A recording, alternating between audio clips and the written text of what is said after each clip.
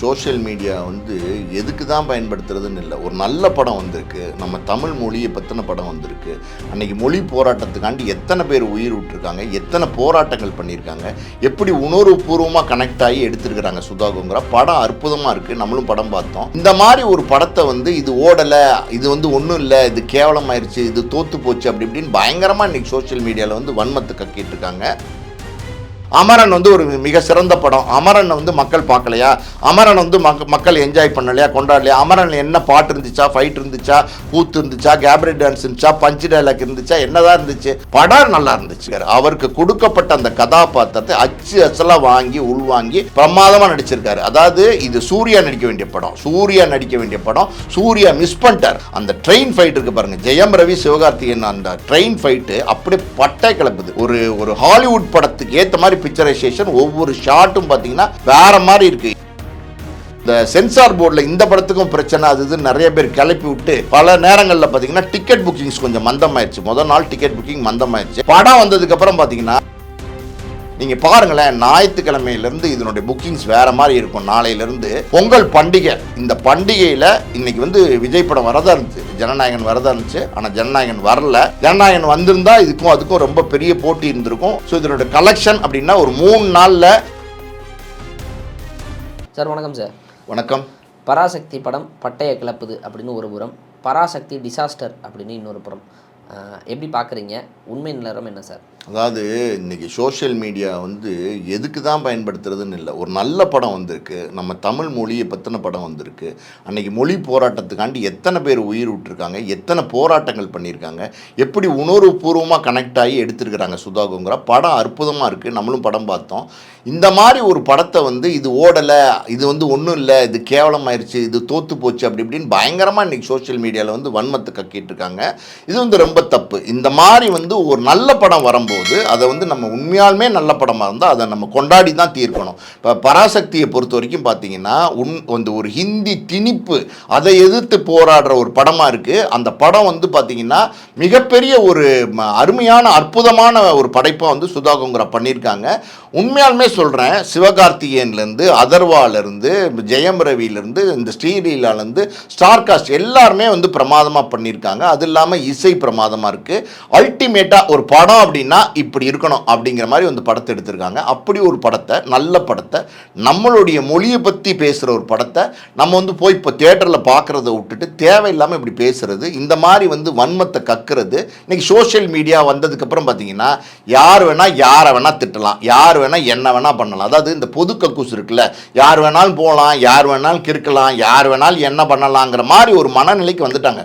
நீங்கள் உண்மையாலுமே அதுதான் இன்றைக்கி மனநிலையாக இருக்குது. அதாவது நீங்கள் பார்த்துருப்பீங்க, பொது கக்கூஸ் பார்த்துருக்கீங்களா? அந்த பொது கக்கூஸில் போனீங்கன்னா அங்கே பார்த்தீங்கன்னா ஒரு ஃபோன் நம்பர் இருக்கும், வனஜா கால் மீ அப்படின்னு போட்டிருக்கும். அதுக்கப்புறம் பார்த்தீங்கன்னா அப்படின்னு கெட்ட வார்த்தையில் எழுதியிருக்கும். அசிங்கமான விஷயங்களை, அதாவது ஒரு பொது கக்கூஸ், நம்ம வீட்டு கக்கூஸை சுத்தமாக வச்சுக்கிற நம்ம பொது கக்கூஸை எப்போவுமே சுத்தமாக வச்சுக்க மாட்டாங்க. ஒன்றுக்கு போக வேண்டியது, ஃப்ளஷ் அவுட் பண்ணாமல் வர வேண்டியது, எல்லா விஷயங்களையும் பண்ணிட்டு வர வேண்டியது, அந்த மாதிரி தான் இன்றைக்கி சோஷியல் மீடியா வச்சுருக்காங்க. குப்பை தொட்டியாக இருந்துச்சு ஒரு காலத்தில், குப்பை தொட்டியாக இருந்துச்சு சோஷியல் மீடியா. இன்றைக்கி அதையும் தாண்டி பொது கொக்குஸாக மாறிச்சு. நான் வெளிப்படையாகவே சொல்கிறேன். இந்த மாதிரி ஒரு நல்ல படத்தை நம்ம தமிழ்நாட்டில், நம்ம தமிழ் படத்தை, நம்ம தமிழ் மொழியை பற்றின படத்தை கொண்டாடாமல் அது மோசமான படம், கேவலமாக இருக்குது, அதுவும் நல்லாவே இல்லை, சிவகார்த்திகேயன் தோத்துட்டாரு, மண்ணை கவ்விட்டாரு, என்ன சிவகார்த்திகேயன் என்ன நடிச்சிருக்காரு, ஏன் என்ன நடிக்கலை, பிரமாதமாக பண்ணியிருக்காரு. அவருக்கு கொடுக்கப்பட்ட அந்த கதாபாத்திரத்தை அசலாக வாங்கி உள்வாங்கி பிரமாதமாக நடிச்சிருக்காரு. அதாவது இது சூர்யா நடிக்க வேண்டிய படம், சூர்யா மிஸ் பண்ணிட்டார். ஆனால் சூர்யா இப்போ நடிச்சிருந்தா எந்த அளவுக்கு ஆடியன்ஸை போய் ரீச் ஆகுமோ அந்த அளவுக்கு சிவகார்த்திகேயன் ரொம்ப நேர்த்தியாக நடிச்சிருக்காரு. சிவகார்த்திகேயன் அவ்வளோ எஃபர்ட்ஸ் போட்டிருக்காரு இந்த படத்துக்காண்டி. அந்த கடைசியில் நீங்கள் பார்த்தீங்கன்னா அந்த ட்ரெயின் ஃபைட் இருக்கு பாருங்கள், ஜெயம் ரவி சிவகார்த்திகேயன், அந்த ட்ரெயின் ஃபைட்டு அப்படியே பட்டை கிளப்புது. ஒரு ஹாலிவுட் படத்துக்கு ஏற்ற மாதிரி பிக்சரைசேஷன், ஒவ்வொரு ஷாட்டும் பார்த்தீங்கன்னா வேறு மாதிரி இருக்குது. இன்றைக்கி டெக்னிக்கலாக நம்ம ரொம்ப முன்னால் வந்துட்டோம். ஆனாலும் இன்றைக்கி இருக்கிற படங்கள்லாம் பார்த்தீங்கன்னா ரொம்ப நல்லா எடுக்க ஆரம்பிச்சிட்டாங்க. இந்த மாதிரி படங்கள், அதாவது இது எப்படின்னா கொஞ்சம் நீங்கள் மிஸ் பண்ணிங்கன்னா இது ஆர்ட் ஃபிலிமாக மாறிடும், கொஞ்சம் நீங்கள் ஓவர் டோஸ் கொடுத்தீங்கன்னா இது கமர்ஷியல் ஃபிலிமாக மாறிடும். ரெண்டையுமே கணக்கு பண்ணி ரெண்டுக்கு நடுவில் இது மக்களும் பார்க்குற படமாக இருக்கணும், அதே நேரத்தில் மக்கள் கொண்டாடி தீக்கிற படமாக இருக்கணும். அப்படி வந்து சுதா கோங்கரா வந்து கையாண்டிருக்காங்க. சுதா கோங்கரா பொறுத்த வரைக்கும் பார்த்தீங்கன்னா பொதுவாகவே ஒரு சில இயக்குநர்கள் வந்து அவங்க எடுத்துக்கிட்டாங்க ஒரு கதைன்னா அதை கரெக்டாக சொல்லுவாங்க. அந்த வகையில் வந்து 100% சக்ஸஸ் பண்ணியிருக்காங்க.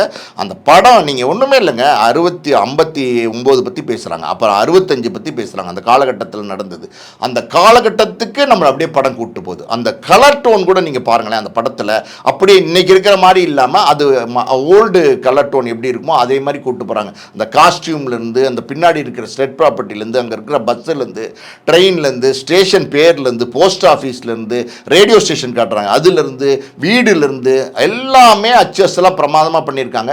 ஒரு கல்லூரி, அதாவது சிதம்பரத்தில் தான் இந்த எழுச்சி நடந்தது, இந்த போராட்டம் நடந்தது சிதம்பரத்தில். கல்லூரி மாணவர்கள் தான், அந்த கல்லூரி மாணவர்கள் அந்த கல்லூரியை காட்டும் போது கூட பாருங்களேன், அந்த பழைய கல்லூரி அப்படியே தேடி பிடிச்சி எடுத்திருக்காங்க. எல்லாமே தத்ரூபமாக பண்ணணும்னா பண்ண முடியும். இசை கோர்ப்பு வந்து அவ்வளோ பிரமாதமாக இருக்குது. ஜிவி பிரகாஷோட இசை கோர்ப்பு மொத்தத்தில் பார்த்திங்கன்னா இது என்னென்னா, இந்த படத்தெல்லாம் நம்ம வந்து கொண்டாடாம விட்டோம்னா நம்ம கேவலம், நம்ம தமிழன் சொல்லிக்கிறதுக்கே கேவலம். அதாவது வந்து சொல்லுவாங்கள்ல, நான் என்னமோ ஒரு பனியனில் டிஷர்ட்டில் எழுதி போடுவாங்கள்ல, ஹிந்தி பேச மாட்டேன் போடாத தமிழ் தாண்டா பேசுவேன் அப்படின்னா, அந்த உணர்வு நம்ம தமிழ் மக்களுக்கு இருந்தால் இந்த படத்தை பார்க்கணும். இந்த படத்தை பற்றி தப்பாக பேசுகிறவங்களுக்கு பதிலடி கொடுக்கணும். நியாயமாக ஒரு படம் நம்ம தமிழ்நாட்டில் தமிழ் வச்சு எடுத்திருக்க படம், அந்த படத்துக்கு நம்ம சப்போர்ட் பண்ணாமல் இப்படி வந்து எதிர்ப்பு காட்டுறதுங்கிறது ரொம்ப ரொம்ப தவறான விஷயம். எது எப்படியோ, ஆனால் படம் வந்து பிரமாதமாக போயிட்டுருக்கு, எக்ஸலண்ட்டாக போயிட்டுருக்கு. முதல் நாள் பார்த்தீங்கன்னா இந்த சென்சார் போர்டில் இந்த படத்துக்கும் பிரச்சனை அது இது நிறைய பேர் கிளப்பி விட்டு பல நேரங்களில் பார்த்தீங்கன்னா டிக்கெட் புக்கிங்ஸ் கொஞ்சம் மந்தமாயிடுச்சு. முதல் நாள் டிக்கெட் புக்கிங் மந்தமாயிடுச்சு. படம் வந்ததுக்கப்புறம் பார்த்தீங்கன்னா இன்றைக்கி வந்து விமர்சனங்கள், அதாவது ஊடக நண்பர்கள் எல்லாருமே, யாருமே வந்து நடுநிலையாக விமர்சனம் பண்ணுற யாருமே இந்த படத்தை தப்பாக சொல்லலை. எல்லாருமே இந்த படம் வந்து அற்புதமான படைப்பு, ஒரு தடவையாவது எல்லாரும் பார்க்க வேண்டிய படைப்பு, ஒவ்வொரு தமிழனுக்கான படைப்பு அப்படிங்கிறத ரொம்ப பிரமாதமாக விமர்சனம் பண்ணியிருக்காங்க. நம்ம ஊடக நண்பர்களை பாராட்டணும். ஏன்னா நல்ல படைப்பு வரும்போது எப்போவுமே அவங்க விமர்சனம் பண்ண தவறியதே இல்லை. நம்ம கூட விமர்சனம் பேசியிருக்கோம். இன்னொரு பக்கம் பார்த்தீங்கன்னா மவுத் டாக், எப்போவுமே எந்த ஒரு படமாக இருந்தாலும் சரி மவுத் டாக், 4 பேர் தியேட்டரை விட்டு வெளியில் வந்து ஒரு 40 பேர்கிட்ட சொல்லுவோம், 40 400 மாறும், 400 4000 மாறும், 4000 40,000 மாறும், 4 லட்சமாக மாறும். இப்படி தான் வந்து பல வருஷங்களாக இருந்திருக்கு. இன்றைக்கி தானே வந்து உங்களுக்கு பலவிதமான மீடியாஸ் எல்லாம் வந்துருச்சு, யூடியூப் வந்துருச்சு, ட்விட்டர் வந்துருச்சு, ஃபேஸ்புக் வந்துருச்சு, எத்தனையோ. இன்றைக்கி வந்து ஒரு படம் அப்படின்னா அதை கொண்டு போய் சேர்க்கறதுக்கு பல மீடியாஸ் வந்துருச்சு. ஆனால் அன்றைக்கெல்லாம் பாருங்களேன், வெறும் மவுத் டாக். பேப்பரில் விமர்சனம் வர்றதுக்கு 3 நாள் ஆகும். அந்த படத்தை பார்த்து அச்சில் பதிவு பண்ணி அதை விமர்சனம் போடுறதுக்கே 3 நாள் ஆகும் அன்றைக்கி புத்தகங்களில். ஆனால் இன்றைக்கி எல்லா விதத்துலையுமே வந்துருச்சு.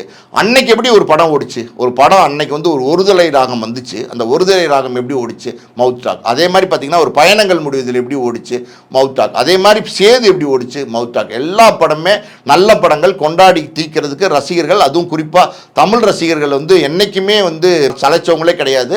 அந்த வகையில் இந்த படம் வந்து ரொம்ப ரொம்ப தரமான படம், ஒரு மரியாதையான படம். அது வந்து இன்றைக்கி வந்து தியேட்டரில் ஓடுது. இதை விமர்சனம் பண்ணுறதுங்கிறது ரொம்ப கேவலமான செயல். இந்த செயல் வந்து வேண்டாம், இதை வந்து விட்டுறணும். அதாவது இந்த மாதிரியான விமர்சனங்களை வந்து மக்கள் முதல்ல நிராகரிக்கணும்.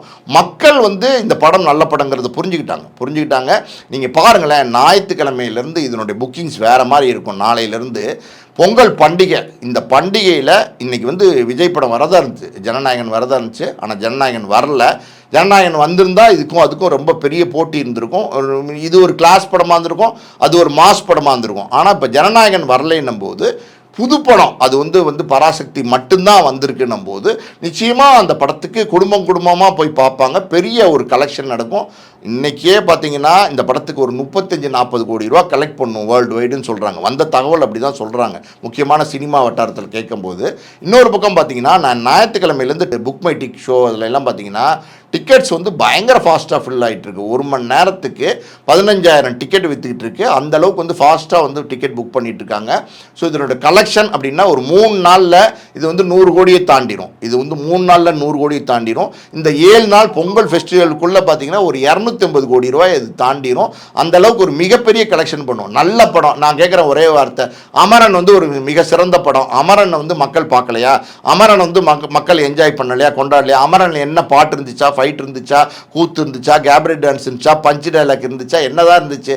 படம் நல்லா இருந்துச்சு, கதை நல்லா இருந்துச்சு. கதையை வந்து ஒரு நேர்கோட்டில் நேர்த்தியாக சொல்லியிருந்தாங்க. இந்த படமும் அப்படிதான். அமரனை விட பார்த்தீங்கன்னா 100 மடங்கு வந்து இது வந்து நம்மளுடைய உணர்வுகளோட கனெக்ட் ஆகிற படம், ஒரு தமிழனுக்கான படம். அப்படி இருக்கும்போது அந்த இந்த இந்த எப்படி இந்த கலெக்ஷன் இருக்குது பார்த்தீங்களா, நிச்சயமாக நீங்கள் பாருங்கள். அமரனை தாண்டி மிகப்பெரிய கலெக்ஷனை வந்து இந்த பராசக்தி எடுக்கும்.